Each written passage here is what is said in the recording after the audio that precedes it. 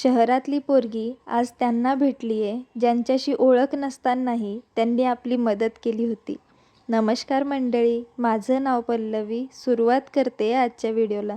आजच्या कार्यक्रमाला तर गेले होते मी, पण मला नव्हतं माहिती की आज त्यांच्याशी भेट होणार आहे ज्यांनी आपली पप्पा हरवले तेव्हा खूप मदत केली होती. हे सगळं शक्य झालं आहे फक्त कविता मॅममुळे.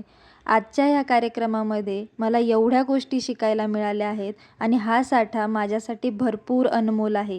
कसं ते तुम्हाला हे ऐकल्यानंतर कळेल. मला डोळे नाही, परंतु मी अंध नाही.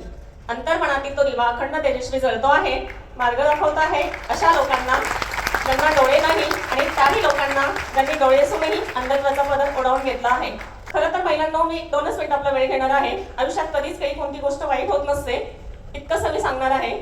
मी 12वी मध्ये 1997ला शिकत असताना साधारणतः ताप आला. माझी नखे, त्वचा, केस डॉक्टरांच्या एका चुकीच्या ट्रीटमेंटमुळे निघून गेले.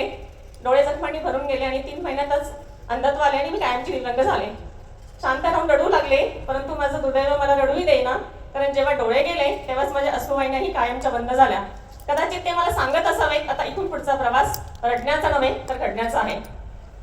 हे ऐकल्यानंतर डोळे असूनही डोळे बंद करून बसलेल्यांचे डोळे उघडलेच असतील नक्कीच. त्यानंतर साजरा करण्यात आला शोभाताई यांचा बर्थडे.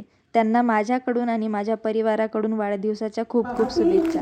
आता यांचा जोश बघून मला तरी वाटायला लागलं आपण तर वयाच्या आधीच म्हातारे झालो. दुःख सगळ्यांकडेच आहे, पण आयुष्य हसत खेळत बागडत कसं जगायचं ते या सरांकडून शिकले. नंतर माझी ओळख करून देण्यात आली वसीम सय्यद सर यांच्यासोबत. हो, हे तेच आहेत बरं का ज्यांनी आपली मदत पप्पा हरवले तेव्हा केली होती.